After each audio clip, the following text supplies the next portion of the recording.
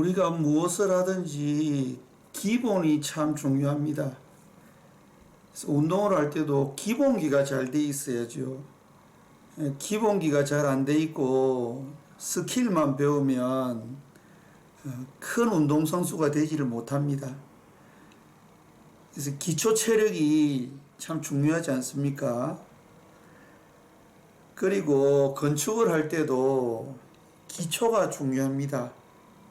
그래서 우리가 성경을 이해할 때도 모세오경을 잘 이해해야 되는데요. 왜냐하면 모세오경을 제외한 나머지 성경의 기초가 되기 때문입니다. 그래서 기준이 되는 거죠. 그래서 모세오경을 잘 이해하고 있으면 나머지 성경들에서 이해하기 난해한 그러한 부분들이나 구절들, 그런 구절들이 의외로 많이 이해가 될 수 있습니다. 우리 성경이 66권입니다. 모세오경, 역사서, 시가서, 선지서, 신약성경 이렇게 나눌 수 있죠. 신약성경은 좀 더 세부화할 수 있는데요. 오늘은 좀 큰 묶음으로 이렇게 생각해 보겠습니다. 그러면은 역사서는 무엇인가? 역사서는 모세오경의 원리를 따라가면은 어떠한 결과가 나오는지, 모세오경의 원리를 따라가지 않으면은 어떠한 결과가 나오는지 이스라엘의 역사를 통해서 보여주는 것입니다. 대표적인 것이 여호수아서와 사사기서입니다. 여호수아서는 잘 알듯이 여호와의 군대 장관을 여호수아가 만남으로 여호와의 군대 장관을 모시고 전투를 함으로 말미암아 아이성을 제외한 모든 전투에서 승리하게 됩니다. 아이성에서는 왜 실패했습니까? 하나님의 말씀에 귀 안 기울이고 여호수아가 자기 마음대로 판단해서 작전을 짰기 때문에 아이성에서 실패한 거죠. 바로 그 아이성의 상황이 사사기의 상황입니다. 여러분 잘 아시다시피 사사기의 주제는 각자 자기의 소견에 옳은 대로 행하였더라. 각자 자기의 소견대로 행하고 하나님을 나의 하나님으로 모시고 하나님의 은혜 가운데에서 믿음으로 행하지 아니하면 어떻게 되는가? 맨날 힘들다는 거죠. 포로 생활하고 힘든 생활하고 평강이 없고 그러한 생활들이 지속되는 것이 사사기입니다. 그래서 여호수아서와 사사기서를 통해서 모세오경의 기초를 두고 살아가는 그러한 공동체와 그렇지 못한 공동체가 어떻게 되는지를 보여주는 거고요. 그 다음에 나오는 인물들이 두 명 있는데 사울과 다윗입니다. 사울은 멋있었고 남자다웠습니다. 그런데 왜 사울이 하나님 앞에 버림받게 되었는가? 다윗은 왜 하나님 앞에 쓰임받게 되었는가? 바로 다윗은 모세오경의 원리를 쫓아서 하나님의 은혜 가운데서 하나님을 나의 하나님 여호와로 그렇게 모시고 하나님의 통치 가운데서 하나님과 동행하면서 하나님의 뜻을 이루어 드리는 사람이었기 때문에 바로 하나님께서 다윗을 사랑하시고 사울은 훌륭했습니다. 훌륭한 인격의 소유자였습니다. 그러나 모세오경의 원리를 따라서 행하지 않고 자기 마음대로 했지 않습니까? 솔로몬 이후에 나라가 반으로 쪼개어집니다. 왜 이스라엘 나라가 반으로 쪼개졌습니까? 모세오경의 원리에 기초하고 있지 않았기 때문에 나라가 쪼개어지고 결국에는 포로로 잡혀가게 된 거죠. 그럼 시가서는 무엇을 이야기하는 겁니까? 욥시 잠전 예.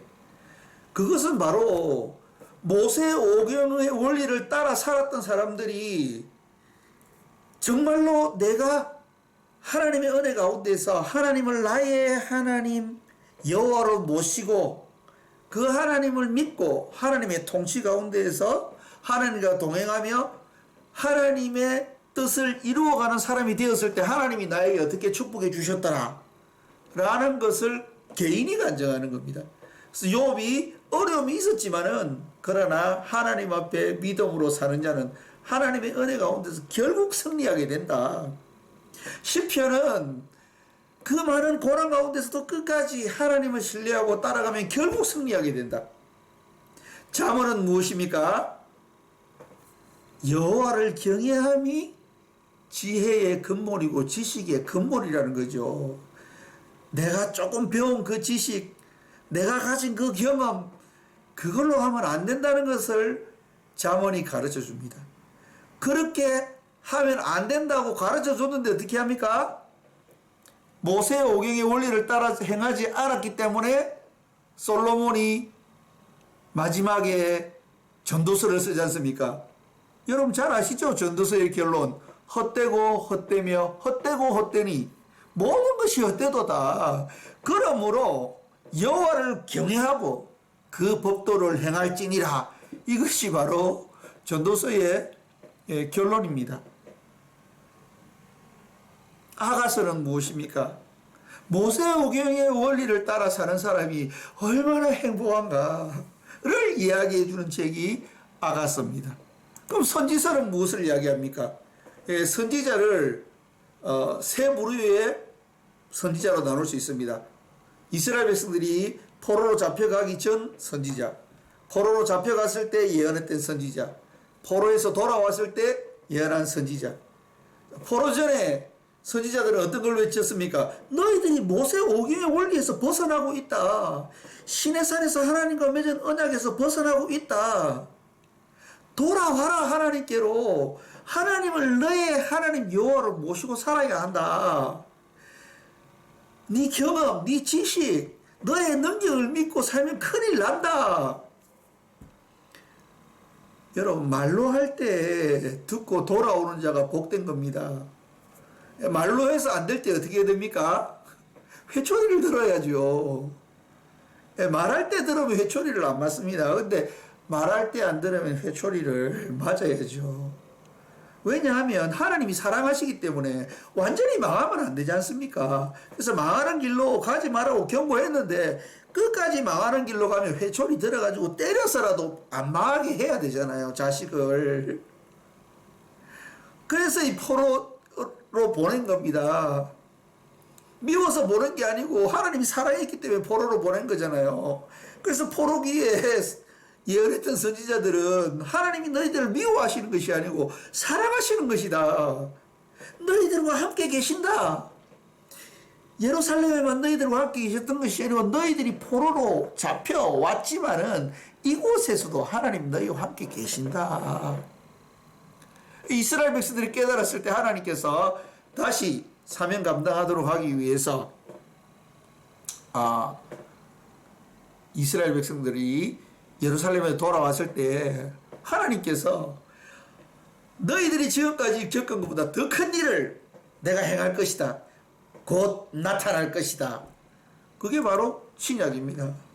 모세 오경의 언약의 실체가 예수 그리스도를 통해서 완성되는 것이 신약 성경인 것입니다. 그래서 예수님이 오셨을 때 예수님이 이스라엘 백성들에게 계속 선포하신 말씀이 무엇입니까? 나는 내 마음대로 하는 것이 아니고 아버지의 뜻대로 한다. 나는 하나님이기 때문에 내 마음대로 할 수 있지만 그러나 하나님 아버지가 말씀하시는 대로 한다. 예수님은 계속 그 이야기를 요한복음에서 하셨습니다. 그리고 모세오경의 원리를 따라서 하셨죠. 제자들을 불렀습니다. 출애굽기. 그리고 3년 동안 제자들과 함께 하시면서 제자들을 훈련시키셨습니다. 레위기. 그리고 제자들을 파송하셨습니다. 민수기. 그래서 예수 그리스도를 통해서 하나님이 나의 하나님 여호와가 온전히 되어짐으로 말미암아 성령의 시대인 신약 시대가 열림으로 하나님의 풍성한 은혜의 시대를 우리가 지금 살고 있는 것입니다. 이것이 성경 전체에서 말씀하고 있는 것입니다. 그렇기 때문에 우리가 역사서, 시가서, 선지서, 신약 성경을 더 잘 이해하기 위해서는 모세오경을 잘 이해를 해야 됩니다. 물론 모세오경을 잘 이해 안 해도 하나님께서 역사하시면 되시는데요. 하나님은 질서의 하나님이시며 진리의 하나님이십니다. 초자연적인 역사를 행하시지만은 진리를 통해서, 자연 법칙을 통해서 일하시기를 더욱더 절개하시는 하나님이심을 절대로 잊으시면 안 됩니다. 그래서 저희들이 창세기를 보다가 모세오경과 모세오경을 통해서 본 성경의 흐름에 대해서 잠시 생각을 해보았습니다. 왜냐하면 이 흐름을 잘 알고 있으면 좀 더 성경 이해하는 데 도움이 많이 되기 때문에 저희들이 성경 모세오경에 대해서 조금 살펴보았습니다. 그러면 다음 시간에 계속해서 우리 창세기 46장 계속 쭉 이어나가도록 하겠습니다.